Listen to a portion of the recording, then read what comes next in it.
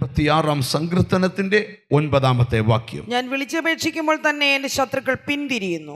ദൈവം എനിക്ക് അനുകൂലമെന്ന് ഞാൻ. ദാവീദാണ് ഈ സങ്കീർത്തനം ചമയ്ക്കുന്നത്. ദാവീദ് പറയുകയാണ്, ദൈവത്തെ വിളിച്ചപേക്ഷിക്കുമ്പോൾ എൻ്റെ ശത്രുക്കൾ പിന്തിരിയുന്നത് ഞാൻ കാണുകയാണ്. ഒന്ന് ഞാൻ അറിയുന്നു, ദൈവം എനിക്ക് അനുകൂലമാണ്. സ്തോത്രം. ഈ വചനം നമ്മൾ ഇച്ചിരി മനസ്സിരുത്തി പഠിക്കുമ്പോൾ ഇതെപ്പോഴാണ് ഈ സങ്കീർത്തനം ചമച്ചതെന്ന് സങ്കീർത്തനക്കാരൻ സങ്കീർത്തനത്തിൻ്റെ തലക്കെട്ടിൽ എഴുതിയിട്ടുണ്ട്. ആ സാഹചര്യം ഒന്നും ഞാൻ വിവരിക്കുന്നില്ല. ആകെ തൂക്കം പഠിച്ചാൽ ശത്രു തൻ്റെ ജീവിതത്തിൽ പിടിമുറുക്കിയപ്പോൾ ദാവീദ് ദൈവത്തെ വിളിച്ചപേക്ഷിക്കാൻ തുടങ്ങി.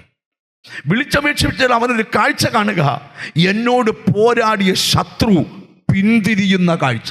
ഞാനൊരു വലിയ കാഴ്ച കാണുക. ഇതിനകത്ത് ശത്രു പുറകോട്ട് പോയി കഴിയുമ്പോൾ നിന്റെ ലൈഫിൽ തടഞ്ഞു വെച്ച മുഴുവൻ അനുഗ്രഹങ്ങളും ഈ ദിവസങ്ങളിൽ നിന്റെ കുടുംബത്തിലേക്ക് നദി ഒഴുകുന്നത് പോലെ ഒഴുകി കയറാൻ പോവുക. നീ അനുഗ്രഹിക്കപ്പെടാൻ സമയമായി. നിന്റെ മേൽ കിടക്കുന്ന വിധി തിരുത്താൻ സമയമായി. നിന്റെ ഗതികേട് പൊട്ടാൻ സമയമായി. എനിക്ക് കാണാം, ഒഴുകി വരുന്ന വെള്ളം പോലെ ചില കുടുംബങ്ങളിലേക്ക് നന്മയുടെ ഉറവ വെളിപ്പെട്ടു വരുന്ന കാഴ്ച ഞാൻ പ്രാർത്ഥനയിൽ കാണുകയാ. ഹല്ലേലൂയ. എത്ര പേർക്ക് അതിന് ആമീൻ പറയാൻ പറ്റും? ഹല്ലേലൂയ. നിങ്ങൾ ശ്രദ്ധിച്ചെന്ന് കേട്ടെ. ഹല്ലേലൂയ. മോശ കൈ ഉയർത്തി പ്രാർത്ഥിക്കാൻ തുടങ്ങി. ഹല്ലേലൂയ. പ്രാർത്ഥനയിൽ ആര് സമയം ചെലവഴിക്കുന്നു അവരുടെ ജീവിതത്തിൽ വിജയമുണ്ട്. വിശ്വാസമുണ്ടോ നിങ്ങൾക്ക്? അവരുടെ ജീവിതത്തിൽ വിജയമുണ്ട്. എത്ര പേരത് വിശ്വസിക്കുന്നുണ്ട്? സ്തോത്രം. ഞാൻ കാണുന്ന ഒന്നാമത്തെ കാഴ്ച, നീ കൈ ഉയർത്തി പ്രാർത്ഥിക്കുമ്പോൾ ശത്രു പിന്തിരിയാൻ തുടങ്ങും. ചിലർക്കൊക്കെ പ്രാർത്ഥിക്കാൻ വലിയ നിയോഗം ദൈവം തരാൻ പോവുക. നിന്റെ ബിസിനസ്സിനോട് പോരാടുന്ന, നിന്റെ കുടുംബജീവിതത്തോട് പോരാടുന്ന, നിന്റെ സന്തതിയോട് പോരാടുന്ന, നന്മയോട് പോരാടുന്ന, വാഗ്ദത്തത്തോട് പോരാടുന്ന സകല ശക്തിക്ക് നേരെ പ്രാർത്ഥന എന്ന വജ്രായുധത്തെ അഴിച്ചുവിടുവാൻ നീ തയ്യാറാകുന്നെങ്കിൽ ശത്രു പിന്തിരിയും. ഓ ഹല്ലേലൂയ.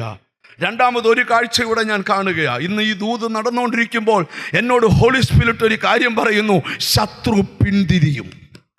Glory to God. നിന്റെ വീടിൻ്റെ അന്തരീക്ഷം മാറും.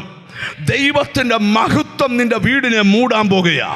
ദൈവത്തിൻ്റെ സാന്നിധ്യം നിന്റെ വീടിനെ മൂടാൻ പോകുകയാ. നിന്റെ കുടുംബത്തെ ദേശത്ത് പരസ്യക്കോലമാക്കുവാൻ, നിന്നെ ദേശത്ത് അപമാനിക്കാൻ എത്ര അധ്വാനിച്ചാലും ഒരു നന്മയും നിന്റെ വീട്ടിൽ ഫലമാകാതെ നിന്നെ ബന്ധിച്ചിടുന്ന ദുഷ്ടന്റെ കൈകൾ ഇന്നു രാത്രി ബന്ധിക്കപ്പെടുക. ഓ, ചില മന്ത്രവാദ ശക്തികൾ പൊട്ടുകയാ. നിനക്കെതിരെ ആക്രമണം അഴിച്ചുവിടുന്ന ചില മാനുഷിക ശക്തികൾ, ചില പൈശാചിക ശക്തികൾ നിന്നെ കേസിൽ കുടുക്കാൻ, രോഗിയാക്കുവാൻ, മാനസിക ബന്ധനത്തിലാക്കുവാൻ പിശാച് അഴിച്ചുവിട്ട അസ്ത്രം. ഓ ഹല്ലേലൂയ. ഞാൻ ഇവിടെ നിൽക്കുമ്പോൾ ഒരു ആത്മാവിലൊരു കാഴ്ച കാണുക. ചില വീടുകളുടെ മേൽ നിന്ന് ഒരു കറുത്ത കരം പിന്തിരിയുക.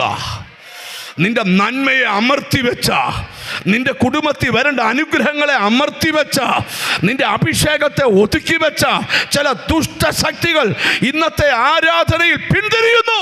ഇനി ഇവിടെ ഒരു ആത്മയുദ്ധം നടക്കാൻ പോവാ. നിങ്ങൾ എന്നെ ശ്രദ്ധിക്കണം. ഒരു വാക്യം കൂടെ ഇതോട് ചേർന്ന് നമ്മൾ ധ്യാനിക്കാൻ പോവാ. സ്തോത്രം. ആ ധ്യാനിക്കുന്ന ഭാഗം ഹല്ലേലൂയ, ശൗമേലിന്റെ 1-ാം പുസ്തകം 17-ാം അധ്യായം. ഹല്ലേലൂയ. 50-51 വാക്യങ്ങൾ. ഇങ്ങനെ ദാവീദ് ഒരു കവിണയും ഒരു കല്ലും കൊണ്ട് ഫെലിസ്തീനെ ജയിച്ചു, ഫെലിസ്തീനെ കൊന്നുമുടിച്ചു. എന്നാൽ ദാവീദിന്റെ കയ്യിൽ വാളില്ലായിരുന്നു.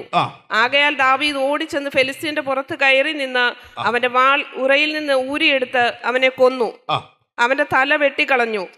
തങ്ങളുടെ മല്ലൻ മരിച്ചുപോയി എന്ന് ഫെലിസ്തീൻ കണ്ടിട്ട്, തങ്ങളുടെ മല്ലൻ മരിച്ചുപോയി എന്ന് ഫെലിസ്ത്യർ കണ്ടിട്ട് ഓടിപ്പോയി. ഇന്ന് ഇവിടെ ഇരിക്കുന്ന ചിലരോട് ദൂത് പറയുക, ഒരു വഴിയായി വന്നവൻ 7 വഴിയായി ഓടുന്ന ദിവസങ്ങൾ മുമ്പിൽ വരിക. Glory to God. നിങ്ങൾ എന്നെ ഇച്ചിരൂടെ ശ്രദ്ധിച്ചിരിക്കണം. ഗഹനമായി ദൈവത്തിന് ഇന്ന് സംസാരിക്കാനുണ്ട്. ആദ്യത്തെ ദൂത്, ശത്രു നിന്നെ വിട്ട് പിന്തിരിയും.